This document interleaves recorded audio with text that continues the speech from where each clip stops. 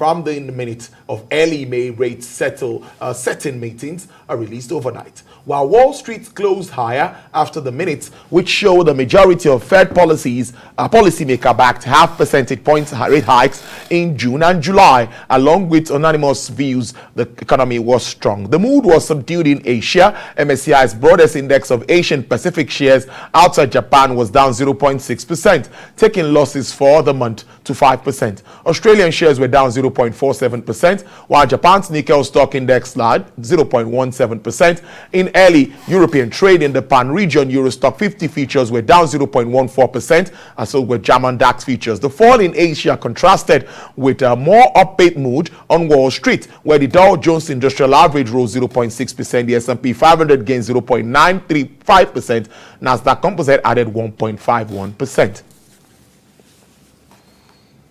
Britain's twin track company listing regime could be simplified into a single entry point to the London Stock Exchange to attract more startups. Well, that's the latest stance of the Financial Conduct Authority. Britain wants to bolster London's attractiveness as a global location for listing as it continues to trail New York in bringing tech companies to the market and faces added competition from Amsterdam since Brexit. In the discussion paper released today, the FCA says that one suggestion was companies wishing to list in London would no longer have to choose between two different options, a standard and premiums, with their different branding and standards. In July 2021, the FCA eased rules for special purpose acquisition companies to attract more listing to London following a surge in activities in New York and Amsterdam of these blank check companies.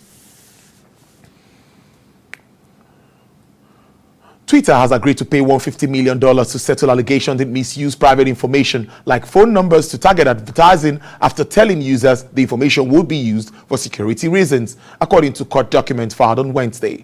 Twitter's settlement covers allegations that it misrepresented the security and privacy of users' data between May 2013 and September 2019, according to court documents. The company will pay $150 million as part of settlement announced by Justice Department and the Federal Trade Commission. In addition to the monetary settlement, the agreement requires Twitter to improve its compliance practices. The compliance said that the misrepresentations violated the FTC Act and a 2011 settlement with the agency.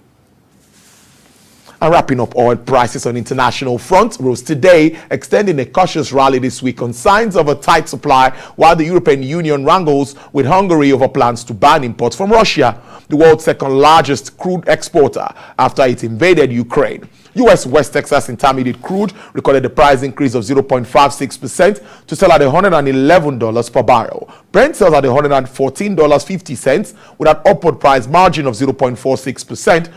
Bonnie Light has fallen into the red territory with a decline of 0.13% to sell at $117.90 per barrel. The